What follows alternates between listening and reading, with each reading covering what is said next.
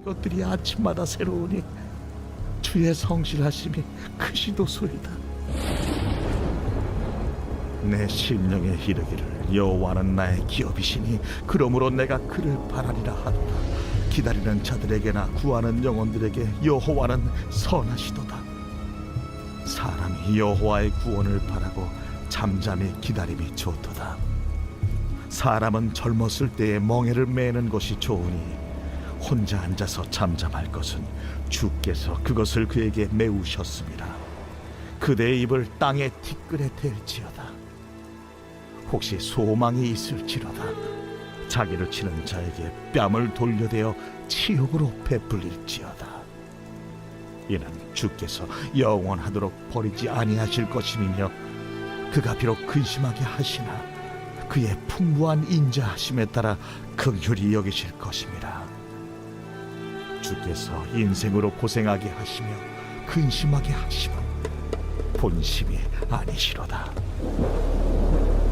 세상에 있는 모든 갇힌 자들을 발로 밟는 것과 지존자의 얼굴 앞에서 사람의 재판을 굽게 하는 것과 사람의 송사를 억울하게 하는 것은 다 주께서 기쁘게 보시는 것이 아니로다.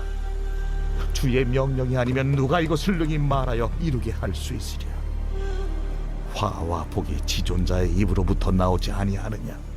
살아있는 사람은 자기 죄들 때문에 벌을 받나니 어찌 원망하랴.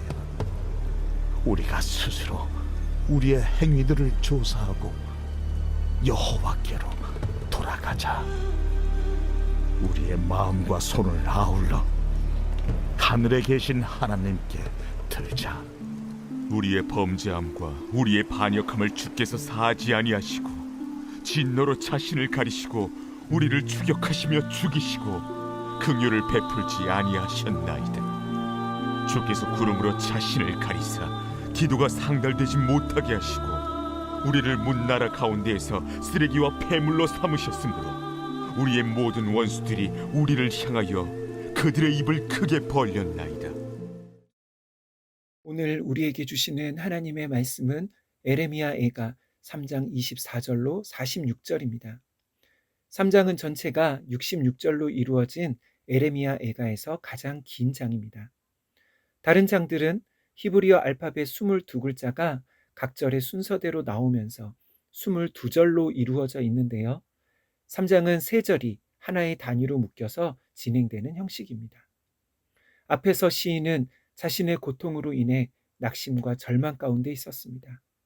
그런데 낙심 가운데 있던 시인이 다시 소망을 가지게 된 것은 그가 하나님의 성품을 그의 마음에 담아두었기 때문이라고 말합니다. 마음에 담아두었다는 것은 그냥 가끔 생각하는 것이 아니라 계속해서 끊임없이 묵상하고 바란다는 것이지요.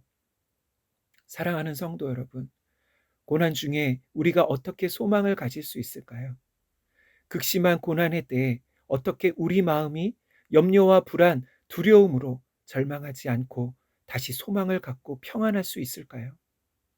첫째로 그런 소망과 평안은 고난이 없는 상태가 아니라 고난 중에 있지만 그 고난 가운데 하나님의 임재와 함께 하심을 믿는 데서 비롯되는 것입니다.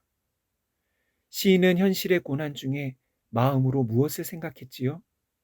그는 하나님의 인자와 긍휼하심을 생각했습니다. 그랬더니 다시 그의 마음에 소망이 생겨났습니다.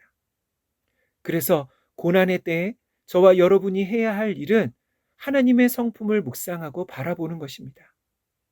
이것은 하나님이 어떤 분이신지, 무슨 일을 행하셨는지, 그 하나님 앞에서 나는 어떤 존재인지 성경의 진리를 적극적으로 기억하고 생각하라는 것이지요. 그러면 우리 안에 무슨 일이 일어날까요? 다시 믿음이 회복됩니다. 그 믿음에서 소망이 생겨나는 것이지요. 그래서 마음의 평안은 근심과 염려할 일이 없어지는 것이 아니라 하나님의 임재가 다시 우리 마음에 회복되는 것입니다. 이제 애가의 저자는 고난 중에 있는 자신을 향해서 이렇게 말합니다. 24절입니다. 내 심령에 이르기를 여호와는 나의 기업이시니 그러므로 내가 그를 바라리라 하도다. 아멘. 그리고 나서 시인은 하나님을 바라고 기다리는 것에 대하여 말합니다. 28절에서 하나님을 바라고 기다리는 자는 먼저 혼자 앉아서 잠잠히 있으라고 말합니다. 사람들과 떨어져서 잠시 세상의 일상을 내려놓고 하나님 앞에 혼자 나아가는 시간이 있어야 한다는 것이지요. 그래서 고난은 하나님께서 우리와 1대1의 만남으로 초청하는 초대장과 같습니다. 두 번째로 29절에는 그 사람은 입을 땅에 티끌에 대라고 말합니다. 입을 땅에 대는 행동은 에레미야 당시의 회개의 행동을 상징하는 것입니다. 다시 말해 하나님 앞에서 홀로 잠잠히 회개의 자리로 나아가라는 것이지요. 그리고 한 가지가 더 있습니다. 30절, 자기를 치는 자에게 뺨을 돌려대라고 말합니다. 이것은 고난의 때에 사람들로부터 받는 수모와 수치를 견디고 인내하라는 것이지요. 사무엘하 16장을 보면 다윗이 그의 아들 압살롬의 반역으로 도망할 때 사울의 집안에 속한 시므이가 다윗을 저주하는 일이 있었습니다. 그때 다윗의 부하 아비새는 시므이의 목을 베오겠다고 그렇게 말하니까 다윗이 아비새에게 이렇게 말합니다. 그가 저주하는 것은 여호와께서 그에게 다윗을 저주하라 하심이니 네가 어찌 그리하였느냐 할 자가 누구겠느냐. 다윗은 자신이 사람들에게 당하는 수치도 자기 죄 때문에 하나님께로부터 온 것이라고 여기면서 겸손히 그것을 감내했습니다.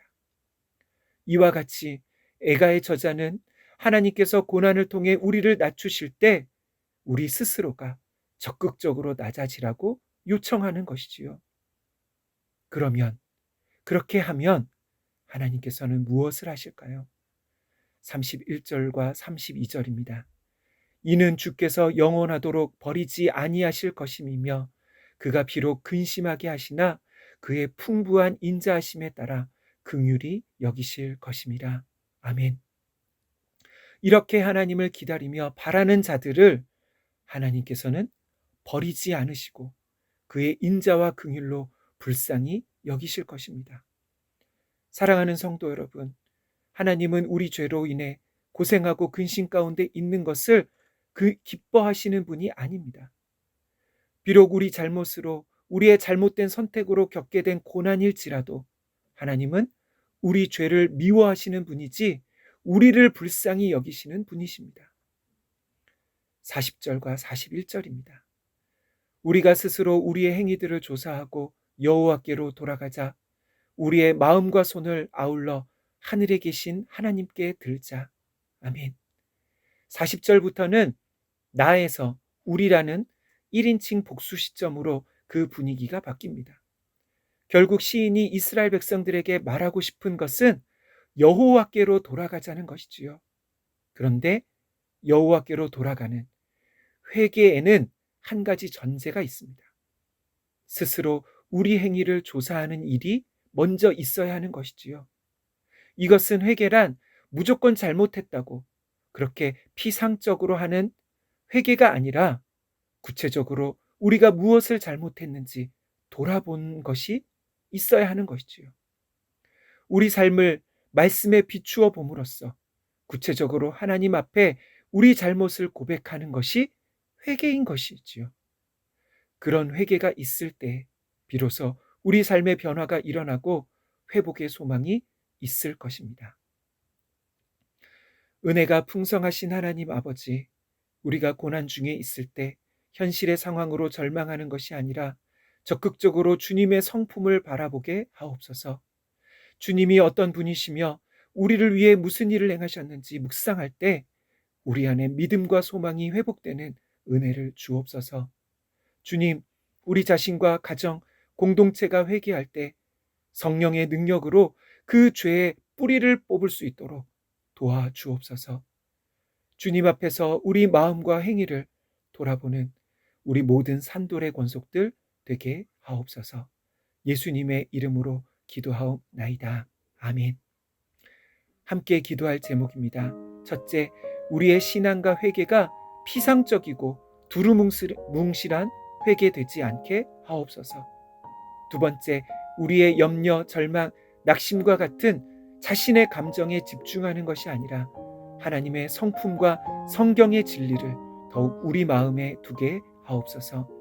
마지막으로 고난 중에 있는 산돌의 권속들에게 더욱 하나님의 인자와 긍휼을 경험하는 은혜를 주옵소서. 함께 기도하겠습니다.